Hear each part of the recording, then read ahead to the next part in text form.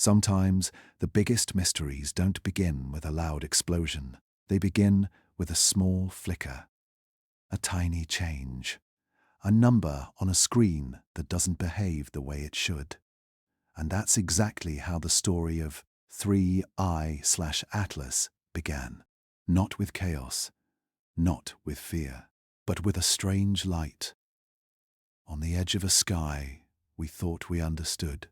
It was a quiet night across most of the world, a night where the stars looked normal, predictable, just like they always do. But in observatories scattered across Earth, from the frozen peaks of Chile to the silent deserts of New Mexico, a few astronomers noticed something different.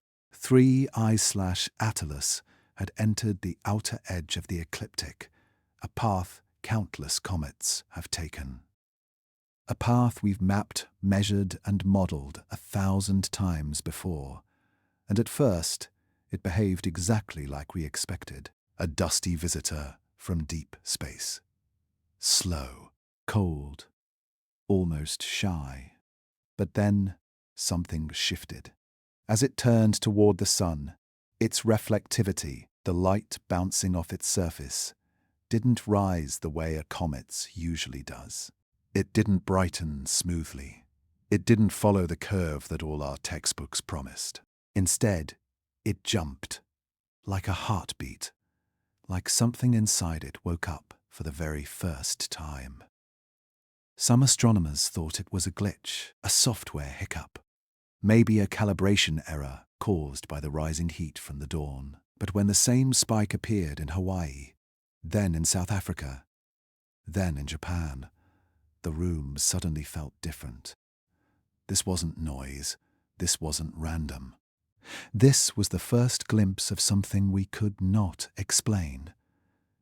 And the silence in those observatories, it grew heavy, almost uncomfortable. Like everyone felt the same thought forming, but no one dared to say it. As 3I/Atlas moved closer to perihelion, the moment it would swing closest to the sun, its light became even stranger, brighter, sharper, too sharp.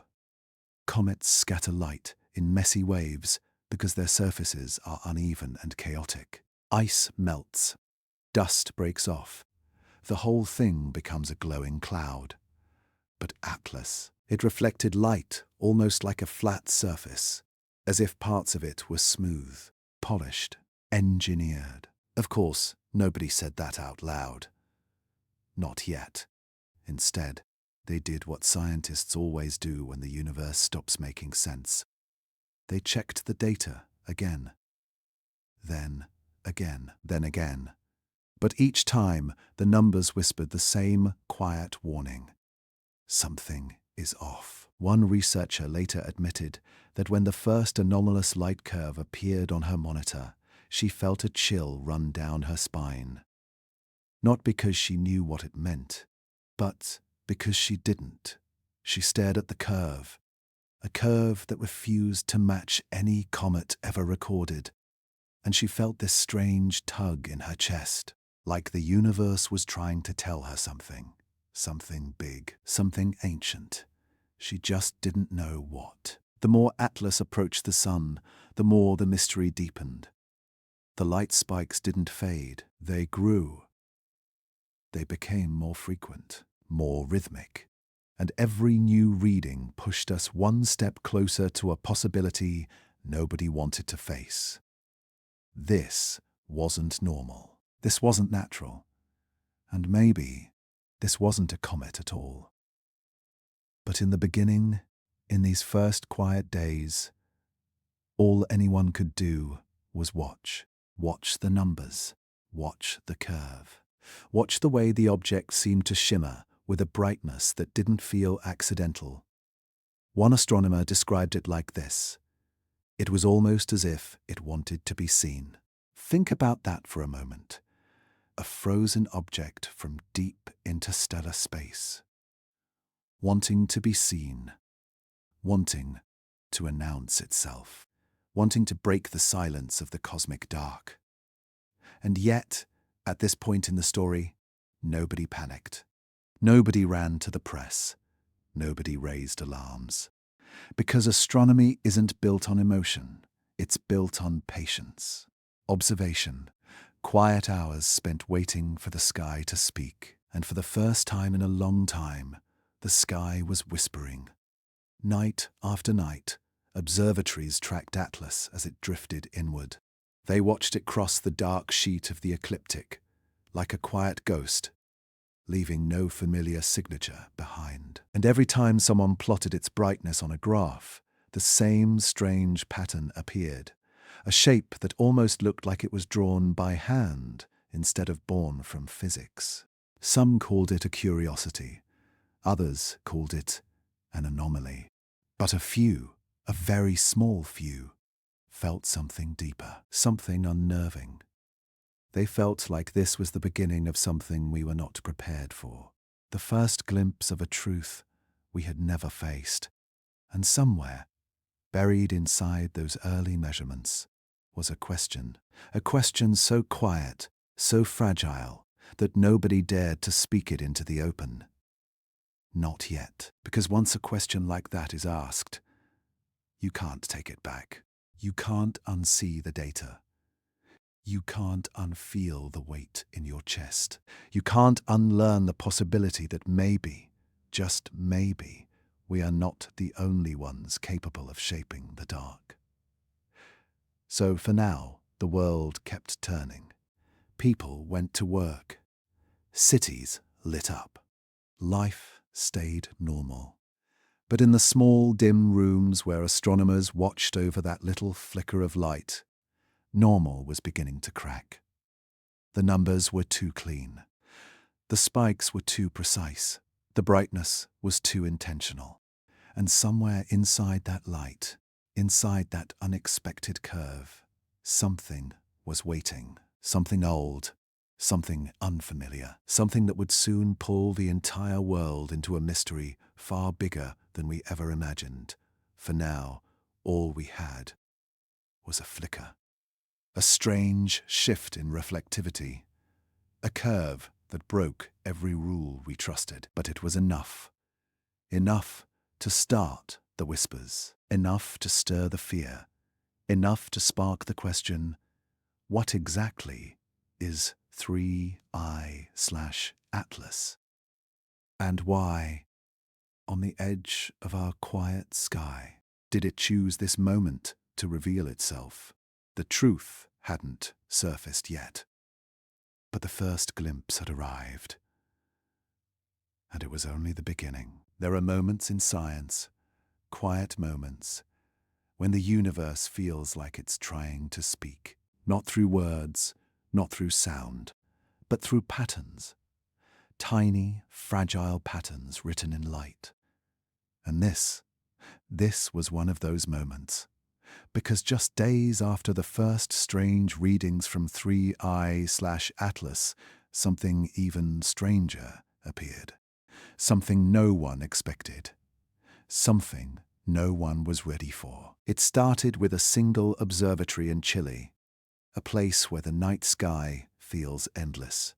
A young researcher stared at the data coming in, sipping cold coffee, half awake, when she noticed a flicker, a rise, a drop, a rise again. She thought her eyes were tired. She zoomed in, looked closer, and there it was, a pulse, a faint beat hidden deep inside the light curve. Almost too small to see, but too regular to ignore. Every 19 minutes, the brightness jumped, like a tiny echo bouncing off the void. She didn't panic.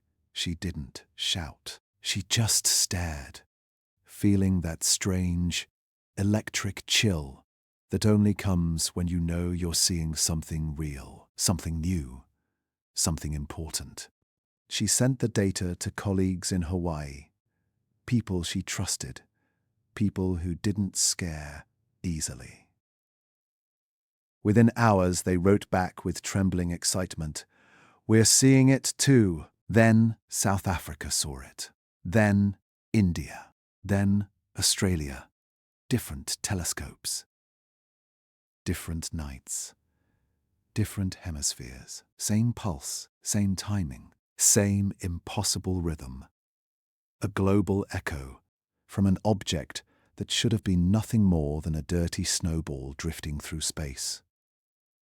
Scientists tried to stay calm, tried to rationalize. Maybe it was sunlight reflecting off rough ice. Maybe it was dust breaking loose in waves. Maybe, just maybe, it was coincidence. But deep down, everyone knew.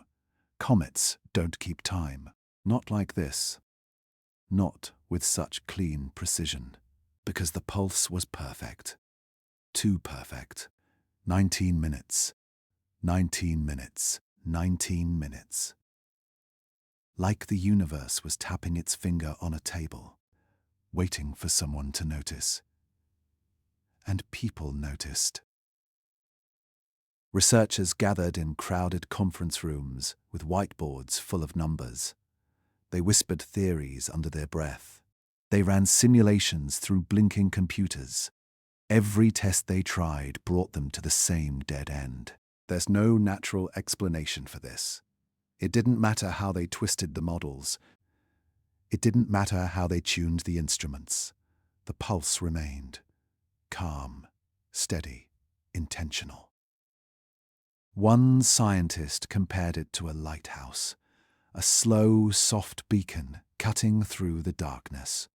Another said it felt like a heartbeat, a sign of something hidden, something alive in the cold vacuum. But no one dared to say the one word sitting heavy in every mind: artificial. Because that word changes everything. It shifts the ground beneath your feet.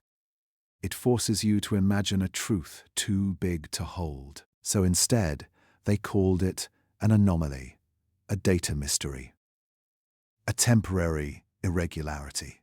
Anything to avoid the possibility sitting right in front of them. But the universe doesn't care about our comfort. And this pulse, it wasn't stopping. Each time it flashed, scientists leaned closer, watched the screen, listened with a kind of silence that felt almost holy. They knew what randomness looked like. They had seen tens of thousands of comets before. They understood noise, chaos, dust, glare. This wasn't that. This was order, mathematical, precise, intentional. And the more they stared, the more the same idea began forming, slowly, painfully, in the back of their minds. Someone, or something, was keeping time. But who? And why? Was it a message, a measurement, a warning? The pulse held steady as the object moved closer to the sun, like a slow metronome ticking through the silence of space. 19 minutes. Every time. No variation. No drift. You have to understand, nothing in space is that perfect. Not temperature. Not rotation. Not light. Not life. But this was exact. One researcher later wrote in her journal, "It felt like the object knew we were looking." Imagine that. A piece of the universe behaving as if it were aware. And yet, the more the data poured in, the more undeniable it became. This wasn't an illusion. This wasn't a glitch. This was something else. Something we had never seen before. Teams started working through the night, taking turns napping on stiff chairs, refusing to leave their screens. Every new pulse brought questions that cut deeper and deeper. What kind of object carries a rhythm? What kind of surface reflects in perfect intervals? What kind of thing hides a pattern inside its light? Hours turned into days. Days turned into sleepless weeks. And still, the pulse never changed. Around the world, a quiet fear began to bleed into the excitement. Because if the pattern was real, if it was intentional, then this wasn't just a comet drifting through our system. It was something more, something with structure, with timing, with purpose. And if it had purpose, that meant it had origin. But where did it come from? How long had it been traveling? Why was it pulsing now, in this moment, as it neared our star? Scientists argued behind closed doors. Some believed it was mechanical, a rotating surface perhaps. Others thought it was a signal, a beacon reaching across space. A few whispered the wildest theory, a machine using light the way we use language. No one knew for sure, but everyone felt the same thing, that the universe had just opened a small door, a door we weren't ready for, a door that couldn't be closed. And behind that door was something watching us back. The pulse continued, soft, steady, patient, like a clock, or a breath, or a heartbeat coming from an object that shouldn't have one. And even though no one said it out loud, the question hung in every room like a shadow. If this is a message, who is it meant for? And what happens when the pulse reaches its final beat? Because this wasn't just an anomaly anymore. This was something else. Something deeper. Something that hinted at intelligence, or intention, or something we have no name for yet. But one thing was clear. This was only the beginning, and whatever was hiding behind that 9-minute rhythm was about to reveal much more. Some mysteries don't shout, some don't glow, some don't even move. Some just breathe, slowly, quietly, like something alive in a place where nothing should live. And that's exactly what scientists saw when they pointed their infrared instruments at 3IATLAS. At first, the readings looked normal, cold, predictable. Just the slow thawing of ice as the object drifted towards the sun. But then the temperature shifted, not randomly, not chaotically, but in a rhythm. A soft rise, a gentle fall, then another rise, smooth, almost calm, like breathing. Imagine watching an object millions of kilometers away, in the silent vacuum of space. Inhale and exhale, with a pattern so steady it almost feels human. That's what they saw. Heat without fire, warmth without sunlight, a pulse written in temperature. At first, everyone assumed it was a glitch, a piece of dust on a sensor, a calibration issue caused by Earth's own atmosphere. So they cleaned the lenses, reset the equipment, ran the tests again. But the pattern stayed. Cooling, heating, cooling again. Always with the same timing. Always with the same smooth curve. Always too perfect to be natural.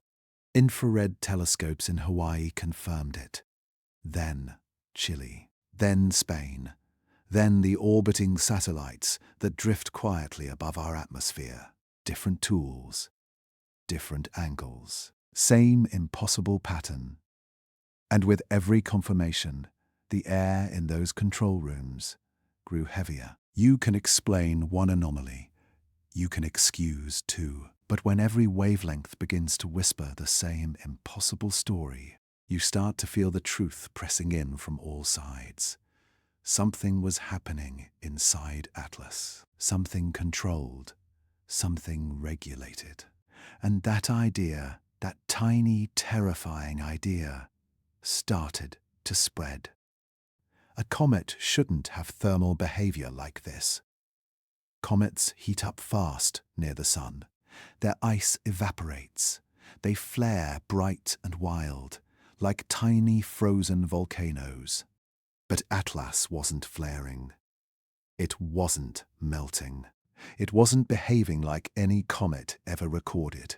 Instead, It was adjusting its own temperature, like a machine avoiding overheating, like an organism protecting itself, like something responding to the environment with intention. One scientist described it best. It was as if the object didn't want to burn. Think about that. In the harshest heat of space, this thing protected itself. No panic, no chaos. Just slow, deliberate regulation. Cooling, heating, cooling again. And as the object got closer to the sun, the pattern became clearer, almost sharper, like someone adjusting a dial. But here's where the mystery deepened. The thermal cycle wasn't just in heat. It spread across the entire electromagnetic spectrum. Ultraviolet, visible light, infrared, even faint radio emissions. Everything shifted together as if they were connected, as if the entire object was functioning as one system, one single unified behavior. Not a random rock drifting through space, not a snowball shedding ice, a system. And once scientists saw that, the room changed. The conversations stopped being calm, stopped being curious, stopped being academic. People leaned forward in their chairs, their voices dropped, their breaths slowed, because they all knew what this looked like. They all knew what it felt like. Self-regulation, like a thermostat responding to heat, like an engine managing temperature, like a creature stabilizing itself under stress. But nobody wanted to say those words. Nobody wanted to be the first person in history to suggest that an object from another star might be alive, or worse, engineered. So instead, they tried to explain it away. What if it's rotating? What if the surface is uneven? What if we're measuring it wrong? But the data pushed back. Rotation would create sharp spikes, not soft cycles. Uneven surfaces would cause chaos, not clean patterns. Measurement errors wouldn't repeat identically across the world. There was no escaping it. No way around it. Atlas was regulating its temperature with precision, with purpose. And that realization hit everyone differently. Some felt fear, others felt wonder. A few felt nothing at all, just a numb acceptance that the universe had finally stepped beyond the edge of what we understand.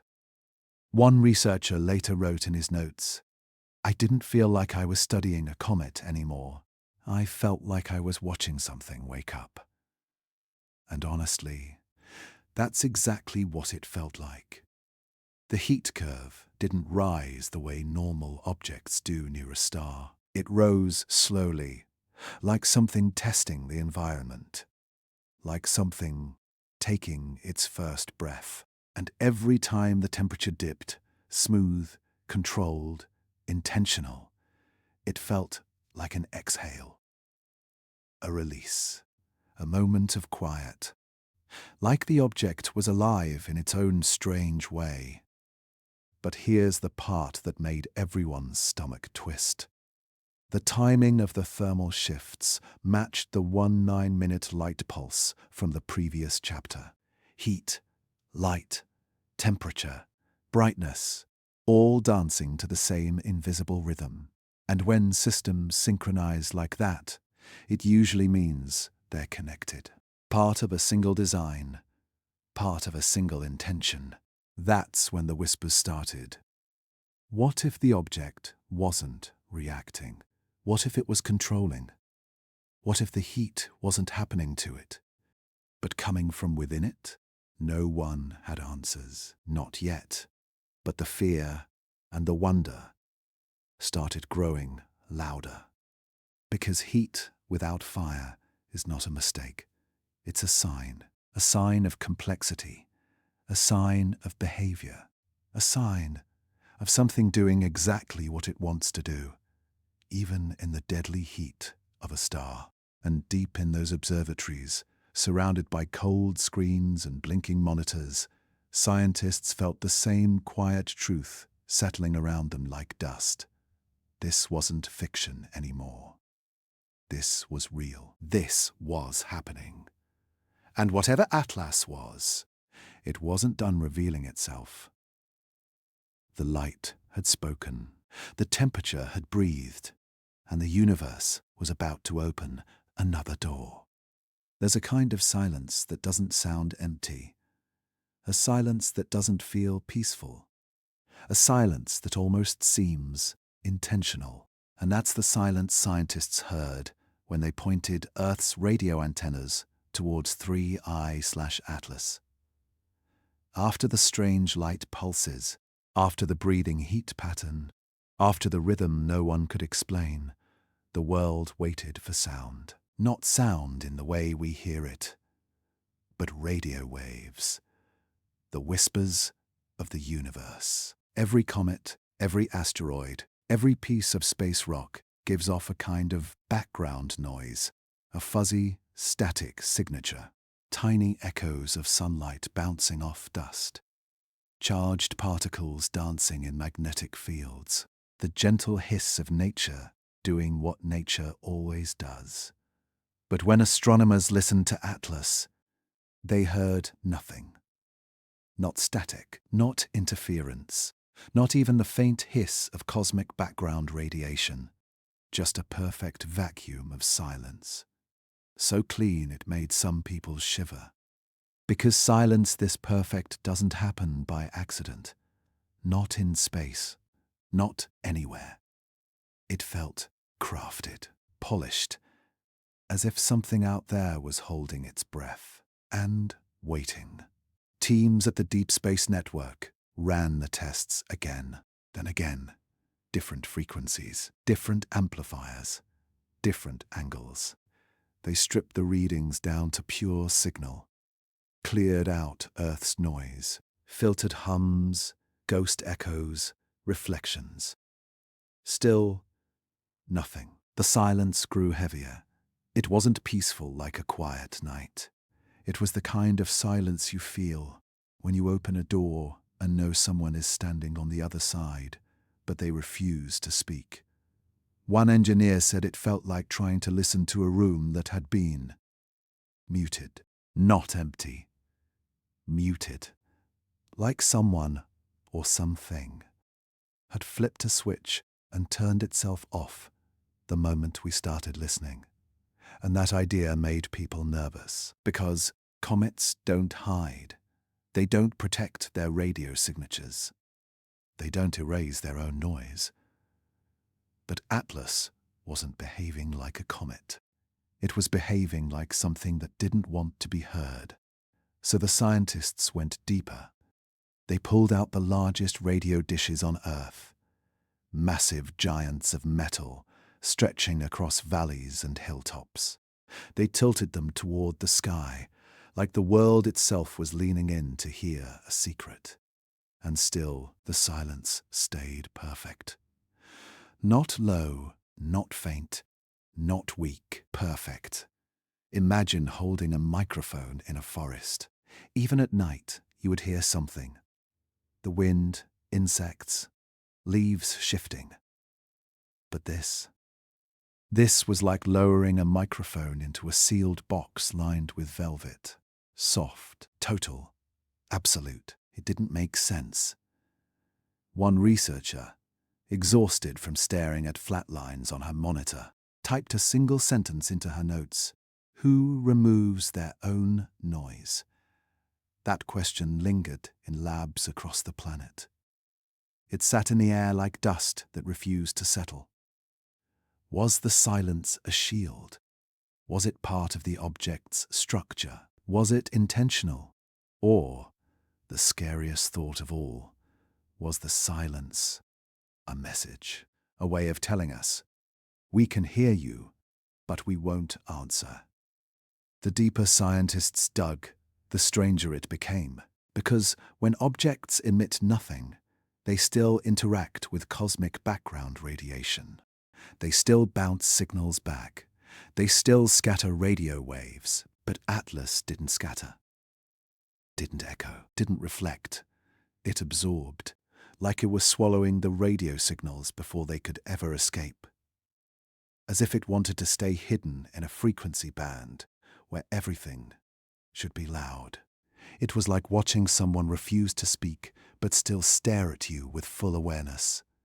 And the awareness, that was the part that made the world uneasy. Some scientists started whispering theories they would never dare say in public. What if the perfect silence was not the absence of a signal, but the suppression of one? What if Atlas had the ability to monitor its own emissions and shut them down whenever something looked back at it? What if this silence was a response? People don't like to think about that. They don't like to imagine a world where an object from another star could choose to stay silent only when watched. Because that means it knows. It knows we're here. It knows we're listening. It knows we're trying to understand it. And instead of reaching out, it retreats behind a wall of silence so clean it feels like a fingerprint. A signature of intention. In one late-night session, after hours of trying to find even a single misplaced radio spike, a senior scientist leaned back in his chair, rubbed his tired eyes, and whispered, "This isn't the silence of nature. This is the silence of choice." And the room went quiet, because deep down, everyone felt it too.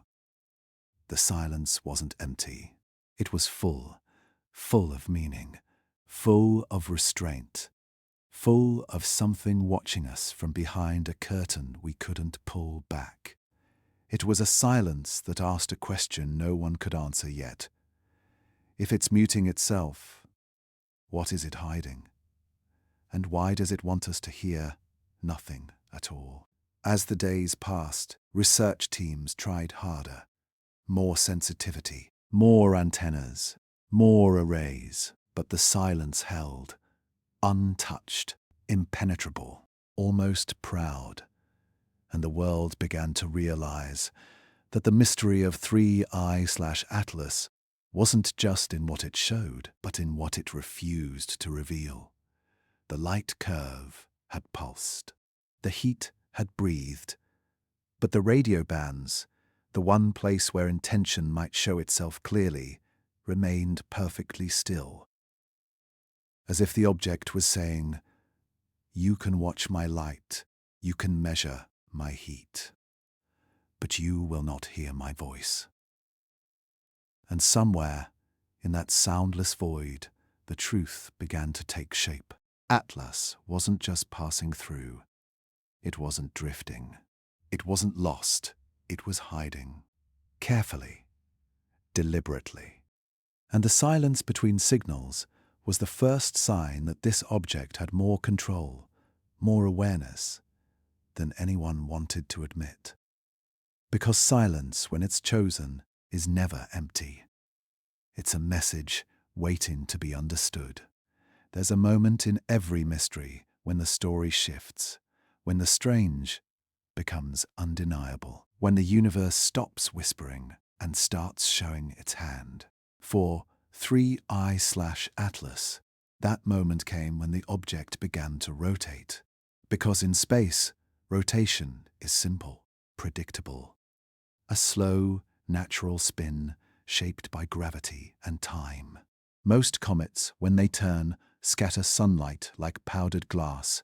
Their brightness rises and falls in messy curves, soft, uneven, chaotic. But when Atlas rotated, the light didn't curve. It stepped, sharp, sudden, geometric. Imagine watching a lighthouse switch between panels of glass, bright, dark, bright again. Not smooth, not organic, mechanical. That's what scientists saw when the first rotation data came in. The reflectivity didn't fade gradually. It dropped in clean, precise levels, like someone turning a dial on a machine. Step 1, Step 2, Step 3. No randomness, no noise. just perfect symmetry. One astronomer stared at the graph for a long time, trying to swallow the feeling rising in his chest. He zoomed in, zoomed out, ran the numbers again. But each time the same pattern appeared. A shadow was moving across the object, a shadow with edges too straight to be carved by nature. And behind that shadow, something hidden was shaping the light. Something that wasn't ice, something that wasn't rock, something constructed. The first person to say it out loud didn't say it boldly. They said it softly, almost to themselves. It looks like a structure. And the room fell silent. Not the confused silence of uncertainty, but the heavy silence of people who know exactly what they're seeing, but wish they didn't. Because comets don't have structures. They don't have straight lines. They don't have flat planes or repeating angles. But Atlas had all of them. Every time it rotated, the glare peeled back for a moment, just long enough to reveal shapes that shouldn't exist. Corners, edges, plates reflecting light like metal catching the sun, like armor. And yet the scientists held back. They didn't want to jump to conclusions. They didn't want to call it what it looked like. Instead, they tried to explain the shapes away. Maybe the shadow was a trick of the light. Maybe the spikes came from uneven ice. Maybe the steps were caused by dust clouds. But deep down, every person in that room felt the truth pressing against them. The shadows were too clean, too consistent, too intentional. This wasn't dust. This wasn't ice.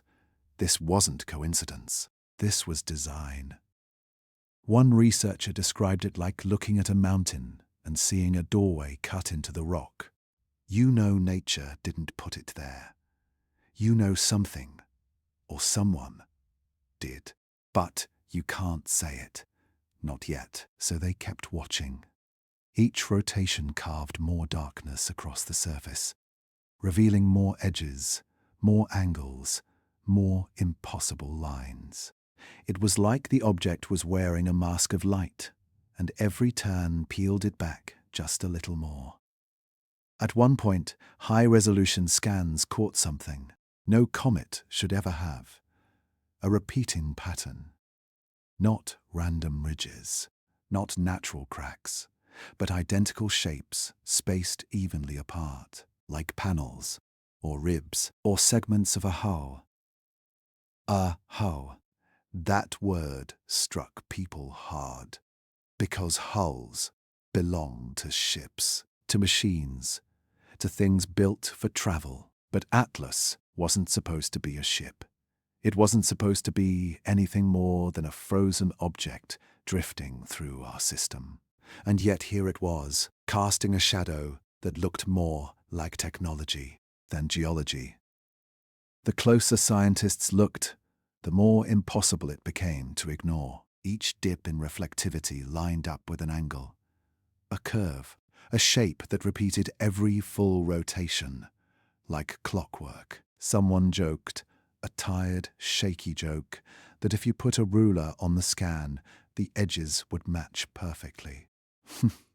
No one laughed, because deep down, the thought sitting heavy in every scientist's chest was growing too real to deny.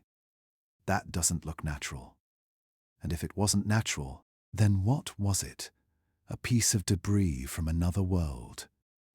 A broken relic drifting through the stars? A machine built by something that once lived in a place we've never seen? Theories started forming in silence, not spoken, not written, just felt. Felt in the way people leaned forward whenever the object completed another rotation. Felt in the way their eyes locked on the screen, waiting for the shadow to reveal one more impossible angle. Felt in the way their breaths slowed, when the light stepped down sharply, like a door closing. Somewhere in one of the late-night data sessions, a senior analyst whispered the question everyone had been avoiding. If this is a structure, what is inside it? Nobody could. But as 3I/Atlas kept turning, the shadow kept deepening. And with every new glimpse, with every new edge revealed, the truth came closer. This wasn't just an object passing through. This wasn't just a visitor. This was something built, something crafted with precision, something designed for a purpose we couldn't understand yet. It had moved through the darkness of space longer than we had been alive, longer than our civilization had existed, maybe longer than our species itself. And now, for the first time, it was casting a shadow across our sun, a shadow shaped like intention, a shadow shaped like technology, a shadow shaped like something waiting to be discovered. But the story didn't end here, because the deeper scientists stared into those impossible angles, the more they realized that the shape of Atlas was only the beginning, a clue, a warning, a key to a mystery older than our world, and the next chapter would change everything. Some mysteries start with light, some with heat, some with silence. But this one, this part of the story began with a path that made no sense. Because when scientists finally gathered enough data to map the exact trajectory of 3I/Atlas, to trace where it came from, to understand the long road it had traveled, they expected something simple. A line, a curve, a direction pointing back to some distant star or some forgotten system lost in the dark. But what they found was the first clue that nothing about Atlas was accidental. When the trajectory models finished running, the screens lit up with a pattern that made everyone lean in and then sit back in disbelief. The path didn't point to any star, not one, not even a faint, dying ember on the edge of the galaxy. Instead, it pointed to nothing. A blank place, a dead zone, a region of space with no mass, no gravitational pull, no planetary systems, no markers of anything ever being there. It was like tracing the footprints of a traveler only to find that their journey began in thin air. Origin without origin. That's what the scientists called it. Because space is a storyteller. It leaves traces of everything: heat trails, dust patterns, gravitational arcs. Nothing moves through the universe without leaving a signature. And yet, Atlas did. It came from a direction that should have been impossible. A place where gravity has no meaning. A place that doesn't shape comets, doesn't form planets, doesn't give birth to anything. A place where nothing should have ever existed. One astronomer stared at the trajectory map for what felt like hours. Her hands shook. Her lips moved silently as if trying to speak a truth her mind wasn't ready to accept. "How does something come from nowhere?" she wrote in her notes. "Unless it chose its path." That thought hit people hard. Because if something chooses its path, it means direction is not forced, not shaped by gravity, not dictated by physics. It means intention, control, a plan. The deeper the simulations ran, the stranger it became. When the models were reversed 1,000,000 times faster than real time, rewinding Atlas back through space, its route didn't show a long arc, like every natural object does.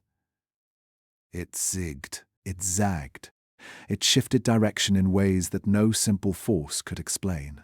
Not even a black hole could bend a path like that. The object behaved like it had corrected itself, adjusted its route, made small, deliberate course changes over millions of years, as if it was navigating. But navigation requires awareness, sensors, memory, purpose, things comets do not have. And the more scientists tried to fit the trajectory into the natural laws they trusted, the more impossible it became. Every calculation broke. Every gravitational model failed. Every theory collapsed under its own weight. One physicist whispered in a room full of exhausted researchers, "It didn't fall out of a system. It left one." Left. A word that changes everything, because leaving implies action. A beginning. A launch. But launch from where? There were no signatures. No debris trails. No ancient supernova remnants to mark a birthplace.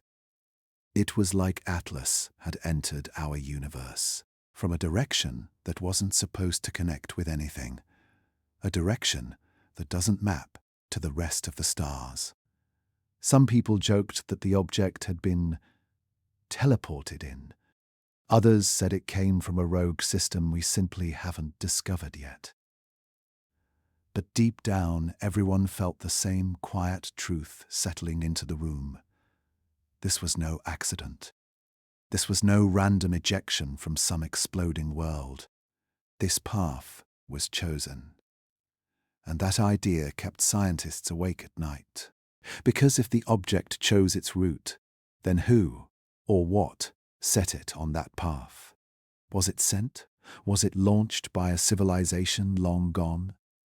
Was it part of something larger that we simply can't see yet? Or was it a traveler, crossing the darkness with a purpose older than humanity itself? The more they studied the trajectory, the more unsettling it became. Atlas didn't drift into our solar system. It approached it. Not perfectly straight, but intentionally curved, as if adjusting to our sun's gravity, with tiny, subtle corrections. And somehow, the path lined up perfectly with the 1-9, minute pulses, with the thermal breathing, with the shadow shaped like a machine. Everything connected. Light. Heat. Silence. Shape. And now direction. All following a rhythm that didn't belong to nature. One researcher finally said what everyone had been avoiding. It's behaving like a craft. A craft. The room fell silent. Because once you allow yourself to imagine it's a craft, even for a moment, everything changes. The strange heat makes sense. The perfect silence makes sense. The stepped reflectivity makes sense. The impossible trajectory makes sense. But accepting that means accepting something far bigger. We are not alone. And maybe we never were. But even that terrifying truth wasn't the end of the puzzle. Because as scientists pushed further, ran deeper models, and stretched their simulations back into the void, they discovered something that shook them even more. Atlas's path didn't simply begin in a place with no stars. It passed through one, too. A completely empty region. A void so dark that no light ever returns. No galaxies. No clusters. Nothing. A gravitational desert. No natural object should ever cross such a place and survive. But Atlas did, like it was built to cross emptiness. Like it was meant to move through places nothing else could go. Suddenly, the simplest question in the room became the hardest to answer. What kind of object can cross a place where the universe itself has nothing to offer? What kind of traveler survives the dark that kills everything else? As the chapter closes, one truth hangs heavy. Atlas did not come from accident. It came from choice. And whatever chose that path, whatever sent it, whatever made it capable of crossing the emptiest places in existence, is still out there, somewhere in the dark, There are moments in science when the data stops feeling like numbers and starts feeling like eyes, watching, responding, thinking. And for the first time in this story, that's exactly what it felt like. Because just hours before 3I/Atlas reached perihelion, the point where it would skim closest to the sun, something changed, something subtle, something quiet, something that felt aware. The pulses of light that had stayed perfectly steady for weeks suddenly sped up. Not wildly, not chaotically, but with a smooth, rising tempo that matched the object's approach to our star. Every telescope on Earth saw the same thing. The 19-minute heartbeat shifted to 18 minutes, then 17, then 16. Clean, precise, intentional. It was like watching someone take a slow breath and then inhale sharply as they stepped into the warmth of a fire. Scientists tried to stay calm. They tried to treat the data like numbers on a screen. But everyone in those labs felt something different, a kind of pressure in the room, a sense that the object wasn't just reacting to the sun's heat. It was anticipating it, as if it had been waiting for this moment. And then, as it crossed the final stretch toward the sun, Atlas turned. But this turn wasn't random. It wasn't drifting or tumbling or spinning like a broken thing. This turn felt deliberate. Just a slight rotation, a gentle adjustment of angle, like someone tilting their head to get a better look. The shape, the strange geometric structure hidden inside the glare, shifted toward the sun, aimed at it, aligned with it. And suddenly, a chilling thought swept through research teams across the world. It's not falling toward the sun, it's studying it. That sentence spread like a quiet storm, because for the first time, the object wasn't just behaving strangely. It was behaving like something with a goal, something that wanted information, something that needed to observe our star up close. The scientists didn't say it out loud, but the truth sat heavy in every room. This wasn't a comet following a path. This was a traveler following a plan. The pulses continued to accelerate, shorter, sharper, almost excited. It was as if the object was communicating with itself, sending signals through its own structure, preparing for a moment it had journeyed light years to reach. You could feel the tension in every observatory. People leaned closer to their screens. Hands hovered over keyboards. Coffee went cold, because no one in the history of our species had ever watched an object from another star behave like it understood where it was. And then, just minutes before perihelion, the pattern shifted again. The pulses didn't only speed up, they changed shape.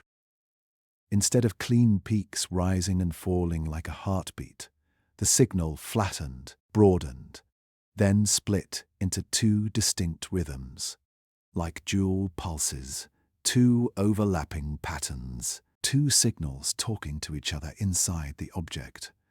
Some scientists whispered that it sounded like feedback, like a machine running diagnostics before an important maneuver. Others compared it to neurons firing, like a brain waking up. But whatever it was, it felt alive, it felt intentional, and it felt like an awakening. As the sun grew larger in the object's view, the reflectivity changed again, but this time, the steps in brightness weren't random shadows or repeating geometry. They were coordinated. Panels, or something that looked like panels, shifted into new positions. Ridges reoriented, angles aligned, surfaces locked into place with a precision that screamed of design. It was like watching a flower open, slowly, methodically. Except this flower was made of something stronger than metal and older than our species. Every part of Atlas seemed to prepare for its moment in the light. Not to survive it, but to learn from it. To capture something, measure something, record something. As if the object had travelled across the emptiest stretches of space. Not to visit our sun, but to examine it. And that idea, that possibility, sent a wave of silence through the scientific world. Because if an object from another star was studying our sun, what did that mean? What kind of intelligence needs data from a star it never intended to orbit? What kind of journey leads something to treat a star like a specimen?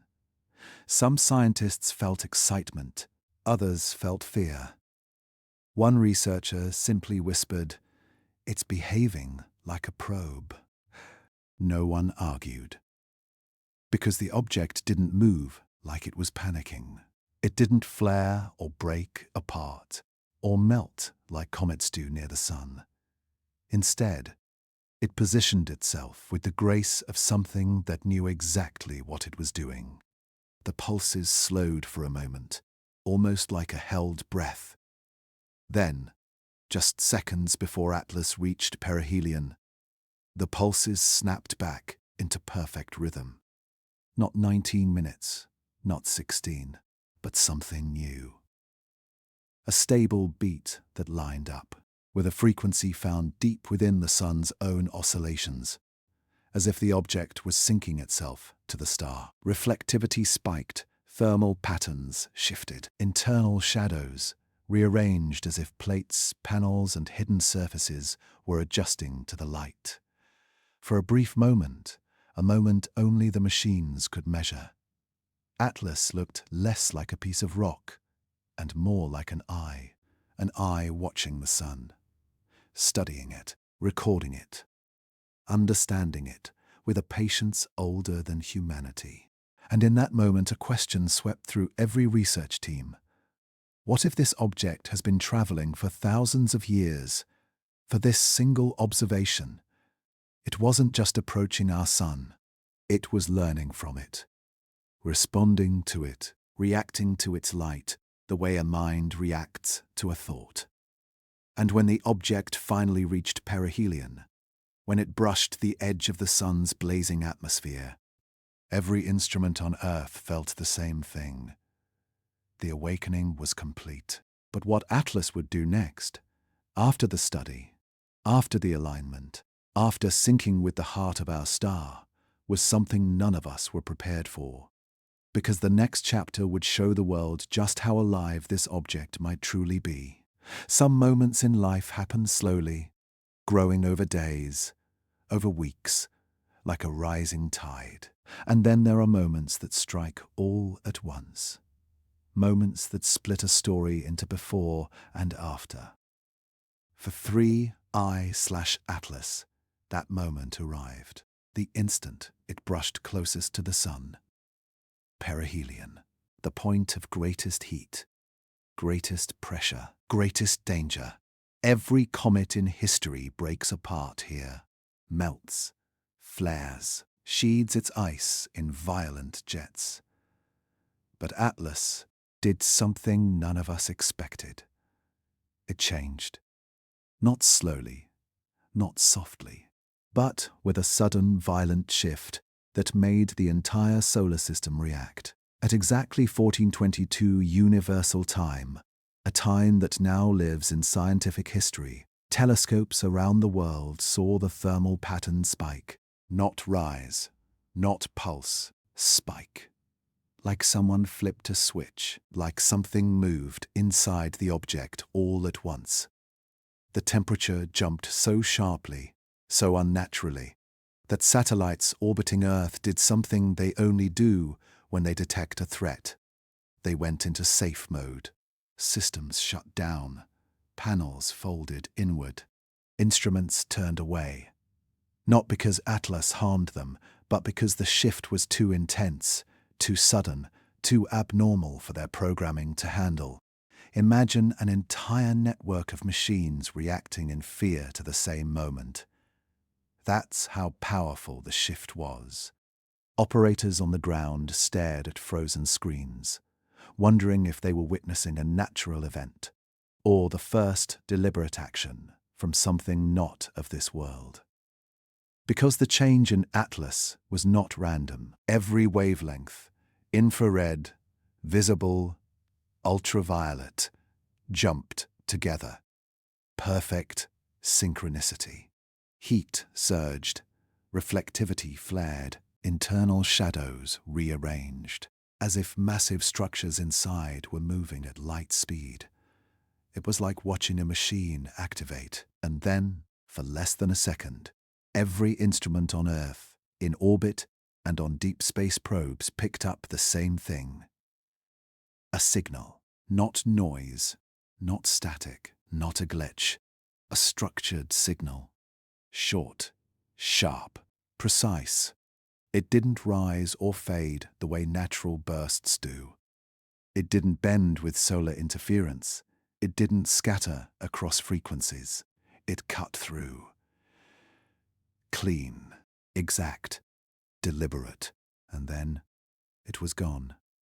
A single moment, a single breath, a single flash from an object that had been silent for millions of years. Scientists stared at their monitors in disbelief. They replayed the data, slowed it down, separated it into layers. But the signal was too brief to decode, too short to translate. It was like receiving a message written in lightning. You could see it. You could feel it, but you couldn't hold on to it. Some teams believed it was a malfunction, a random burst caused by solar heat. But when dozens of instruments across different countries, different satellites, different technologies all captured the same shape, the doubt faded. This wasn't a mistake. This was intentional. One engineer described it as a digital fingerprint in the noise. Another said it felt like a machine clearing its throat after a long sleep. But the theory that spread fastest was the simplest one. Atlas was sending something. Not to humanity, not to Earth, but to itself. A reset, a command, a reboot, a trigger for whatever came next. The timing was too perfect. The shift happened at the exact moment the object reached maximum exposure to the sun's energy. It was like the heat wasn't a threat. It was a key that unlocked something. Because right after the signal, the object didn't break apart the way comets do. It stabilized. Heat patterns flattened. Reflectivity settled. Pulse rhythms smoothed into a new, unfamiliar beat. It was as if the object had absorbed the sunlight and used it to transform, to change state, to activate a new mode, to awaken something dormant. In one lab, a scientist whispered, "It switched on." And for a moment, everyone believed it, because nothing else made sense. What kind of natural object releases a structured signal at the exact moment of peak stress? What kind of comet causes satellites to retreat as if sensing danger? What kind of interstellar visitor reacts to the sun not with destruction, but with evolution?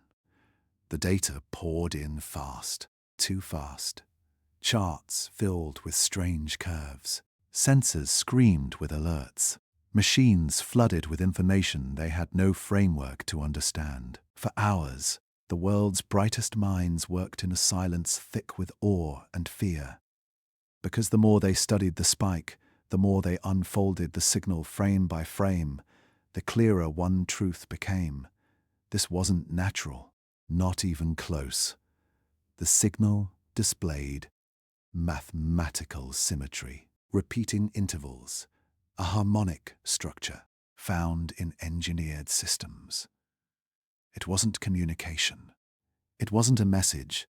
It was function, a function triggered by the sun, a function designed long before humanity existed, waiting patiently for the moment this traveler finally reached its destination.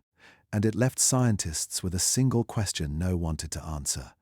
If this was activation, what was the object preparing to do next? In the silence that followed, another thought surfaced. Quiet, terrifying, honest. What if Atlas did not come here to pass by? What if it came to start something, to record something, to harvest something, to awaken something inside itself? The shift was not the end, it was the beginning. The beginning of a new phase, a new behavior, a new purpose that humans could barely comprehend. And as the object drifted away from perihelion, not shattered, not melting, but steady, everyone watching felt the same cold truth. We had just seen something take its first step after a million-year journey. Whatever it was now fully awake. And what it did next would shake the world even more. Sometimes the truth doesn't arrive with noise. Sometimes it doesn't crash, or explode, or shout its way into the world. Sometimes the truth reveals itself like a pattern.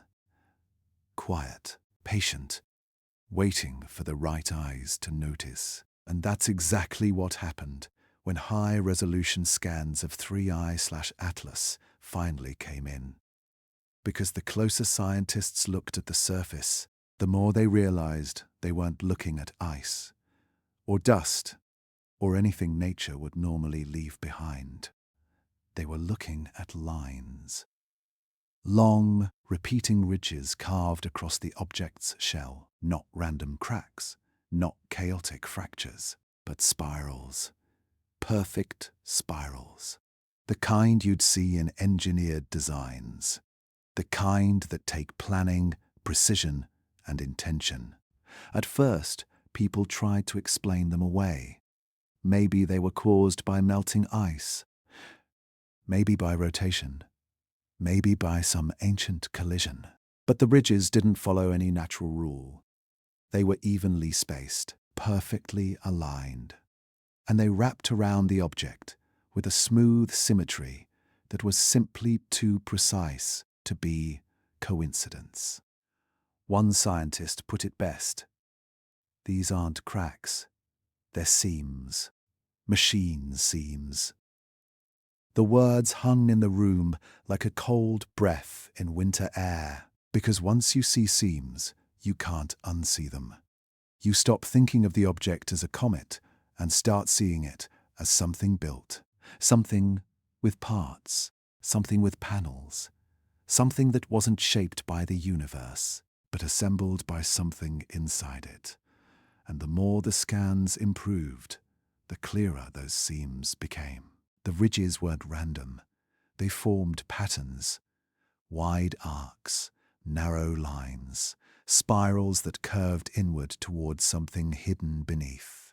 It was like looking at a beautiful alien shell, a shell made not of bone or ice, but of engineered material aged by millions of years in the dark. The spirals felt purposeful, like they were guiding lines. Blueprints, instructions carved into the skin of a traveler that had crossed the void. And that's when a new theory emerged. A theory that felt too strange, too bold, too heavy to say out loud. What if the surface wasn't the object? What if it was a cover? A shield, a casing, a protective layer built to withstand cosmic radiation and the emptiness of interstellar space. Because real comets fall apart. They fracture. They melt. They leave trails behind them. But Atlas had held together perfectly, even near the sun. Even under extreme heat that tears normal objects apart. The seams didn't widen. They didn't melt. They didn't break. They simply revealed themselves more clearly as sunlight wrapped around the structure. And the spirals, those beautiful, mathematical spirals, looked less like natural etchings and more like something designed to distribute stress across the surface, like cooling channels, like structural supports, like the skeleton of a machine disguised beneath a mask of ice. One engineer, after hours of staring at the scans, finally whispered, "It's like the shell wants us to see it, because the more the sun heated it, the more the patterns emerged, thin white lines glinting in the light like metallic veins, and those veins formed shapes, circles, repeating arcs, parallel lines etched with impossible precision. It was nothing like the messy chaos of natural ice. It looked like a message, not written in symbols, but in pattern, a message carved into the structure of the object itself, as if the surface was trying to communicate something, a blueprint, a history, a purpose. Some scientists believed the spirals were stress relief channels, designed for the extreme heat of perihelion. Others thought they were aerodynamic lines for controlling rotation.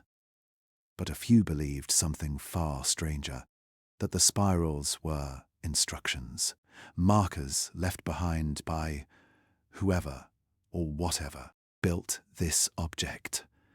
One astrophysicist compared them to the grooves on a phonograph record, a place where information can be stored for anyone advanced enough to decode it. Another pointed out that the spacing of the ridges matched resonance frequencies in the object's earlier light pulses, meaning the design and the signals might be connected. Meaning the shell was more than structure. It was language, not written in letters, but in geometry, a universal language built for anyone in the galaxy who understands shapes, patterns, ratios, and symmetry. The oldest language of all, one that doesn't need translation, only observation. As scientists traced the spirals frame by frame, they noticed a strange detail. Each spiral led to a point near the object's equator, a small indentation, barely visible, like the center of a lock or a doorway. The idea of a doorway on an interstellar object sent chills through every room where the scans were studied, not because it confirmed anything, but because it didn't deny anything either. And that possibility, the possibility of an entrance, changed everything. Suddenly, the object didn't feel like a visitor. It felt like a vessel with a sealed exterior, a vessel with a protective shell, a vessel with something inside. The spirals weren't random beauty. They were a map, a design etched in ice and alloy and time, a design meant to endure, a design meant to be found. And as the fall scans came together, revealing the complete spiral geometry, one truth became undeniable. Whatever Atlas was, it wasn't shaped by nature. It was shaped by intention, by intelligence, by hands or tools that understood structure at a level deeper than anything on Earth. And that realization left scientists staring at their screens with a kind of awe they couldn't put into words. Because when the universe writes in ice, it doesn't write spirals. It writes chaos. This object wrote patterns. It wrote harmony.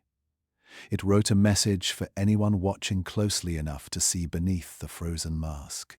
And as the chapter closes, a new question forms, one that feels heavier than all the others before. If the shell is a cover, what is it covering? And if the shell is a message, who was it meant for? The answers were waiting in the next reveal, a reveal the world was not ready for. There are parts of the universe we never truly see, places where light can't reach, where instruments fall silent, where even certainty collapses into shadows. Astronomers call these moments blind spots. And for 3IATLAS, The most important moment of its entire journey happened inside one. It began the instant the object slipped behind the sun, a place where no telescope on Earth can follow, no satellite can see, no sensor can penetrate. For a few minutes, Atlas disappeared into pure, unreachable darkness. A blackout, a pause in the story, but a pause that would change everything. Because when the object emerged on the other side, something was wrong. Or maybe, for the first time, something was finally, honestly, clear. Hours earlier, its trajectory had been smooth, predictable, following the same graceful curve every comet takes when it is pulled by the sun's gravity. But when it reappeared, that curve was gone. It had bent sharply, bent intentionally, bent in a way that broke every rule of celestial mechanics. Comets don't bend like that. Asteroids don't bend like that. Nothing natural in our solar system changes path in a blackout behind the sun. But Atlas did. The shift was small enough that a casual observer would miss it. Just a few degrees, barely a notch against the infinite backdrop of stars. But to scientists, it was everything. Because a change like that means force. It means reaction. It means action. It means something inside the object made a decision. The moment the first trajectory data arrived, labs across the world fell into a kind of electric silence. People stared at the screens. They zoomed in, checked the readings, tried to breathe, and then the realization hit. Atlas hadn't been pushed. It had steered. One researcher whispered, "We just watched something correct its path." Correct, not drift, not wobble. Correct. As if the object sensed something in the sun's shadow. As if it analyzed information during the blackout and responded to it. But respond to what? There were no solar flares strong enough to cause the shift. No gravitational anomalies, no collisions, nothing measurable. The universe gave no push, which meant the push came from Atlas itself, a self-propelled shift after a moment of total invisibility.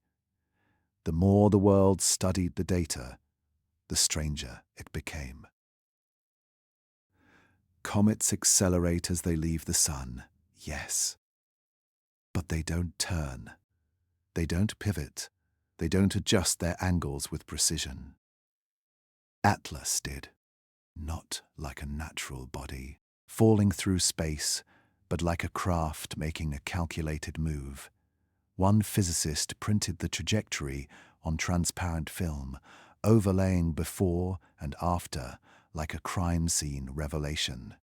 The lines didn't match, not even close. The post-sun path wasn't a continuation of the inbound curve. It broke away, lifted, shifted onto a new route that no model predicted. And that wasn't the strangest part. The bend aligned perfectly with a region of space Atlas had never been heading toward. A region with nothing in it. No planets, no debris, no stars, no gravitational targets, just empty space.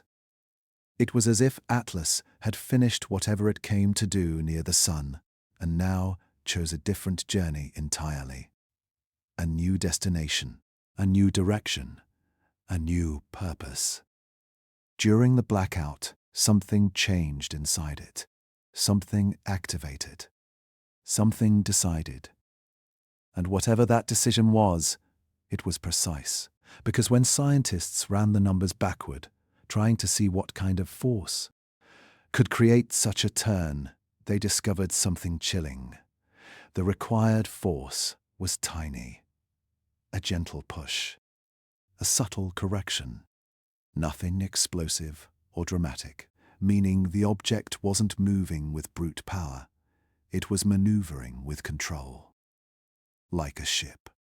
A silent, ancient ship that had waited until Earth could not see it to correct its course. One engineer compared it to a submarine, adjusting direction below the surface. Hidden, quiet, deliberate. Scientists began to ask questions they never imagined they'd face. Why turn behind the sun? Was it hiding the maneuver? Was it protecting something? Was it avoiding us?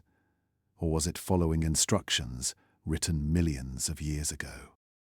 No one had answers, but everyone felt the same unsettling thought. Atlas had used the sun as cover, because whatever it did in that blind spot, it didn't want us to witness. And the shift, the unmistakable turn, was the proof. When news of the trajectory change spread through the scientific community, the world's space agencies held private meetings. Some called it a controlled adjustment. Others called it non-natural behavior. A few refused to label it at all. But the truth was the same. Something inside Atlas had made a choice. And choices only come from things that can think. The world wasn't ready for that idea, but the data didn't care about human comfort. It simply told the truth. A truth written in angles. A truth written in movement. A truth written in the few minutes when the object disappeared behind the sun. The blind spot was not empty. The blind spot was the moment Atlas revealed its intention. And as the object continued on its new, impossible path, scientists understood something that made their blood run cold. This was no longer a question about what Atlas was. It was now a question about where it was going. Because objects do not turn without purpose. Not in the silence of space. Not after millions of years. Not unless the moment is right. And the moment Atlas chose to turn was the one moment we could not see. The truth hid itself in darkness, waiting for the world to find it too late. Some endings don't arrive with a bang. Some don't break or crash or burn their way into memory. Some endings slip quietly into the dark and leave us standing there, wondering if they were ever real at all. And that's how the story of 3I/Atlas came to its final moment. Not with destruction, not with fireworks. Not with a comet tearing itself apart under the sun's brutal heat. No. Atlas ended by disappearing. It began just hours after its impossible turn, after the maneuver behind the sun that no comet in history had ever performed. Scientists expected the object to flare brighter as it escaped perihelion. Every comet does. The ice boils, the dust erupts, the tail blooms into space like a glowing ribbon. But Atlas did the opposite. It dimmed, not slowly, not gradually, but with a speed that defied physics itself. Imagine watching a flashlight in the night and then seeing it fade, not like someone lowered the batteries, but like someone switched it off. That's how fast the brightness dropped. At first, scientists blamed the instruments. Maybe the sensors overheated, maybe glare from the sun was interfering with the readings. But then the second telescope dimmed. Then the third. Then the satellites orbiting Earth all reported the same impossible drop. Within minutes, Atlas was fading. 10 times faster than any natural object ever observed. It wasn't shedding dust. It wasn't breaking apart. It wasn't leaving a trail. It was simply dissolving. One researcher typed into her notes, "It's vanishing like a shadow." Another whispered, "This shouldn't be possible." And yet the object continued to dim. The spirals, the seams, the strange surfaces, All of it began to lose reflectivity, as if they were never solid to begin with, like they were projections. Shells, masks, whatever they were turning dark. Telescopes strained to catch the last photons bouncing off the structure. Every second, the signal dropped. It was as though the object was retreating into itself, folding its brightness inward, like a creature closing its eyes. And then, in one brief, breathless moment, the light dipped so low that even the most sensitive equipment couldn't track it. The object simply vanished. No tail. No debris, no dust cloud blooming behind it. Nothing. Just empty space where something extraordinary had been a moment before. Scientists sat frozen in front of their screens. Not shocked, but numb. Because disappearing is not something a comet does. A comet dies in pieces. It leaves a trail of glittering dust. It breaks apart violently, its remains drifting through space like cosmic ash. Atlas left nothing. It left not a single grain for instruments to follow, not a single particle to explain its fate.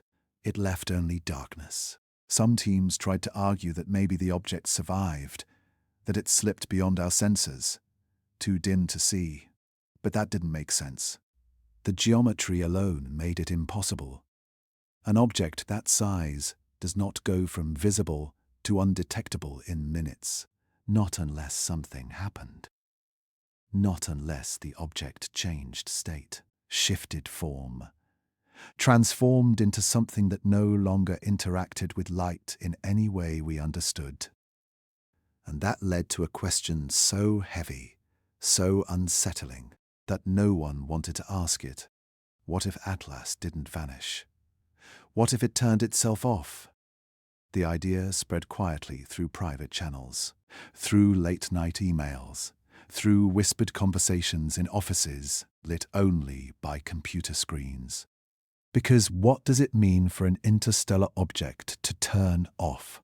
It means control, purpose, intention. It means that everything we saw, the light pulses, the thermal breathing, the radio silence, the machine-like seams, the trajectory correction, wasn't the behavior of a natural object, but the life cycle of something engineered, something that arrived already knowing what it needed to do. Study the sun, record something, trigger something, awaken something within itself. And then stop. Scientists replayed the final data frame again and again. The last moment the object reflected enough light to be measured.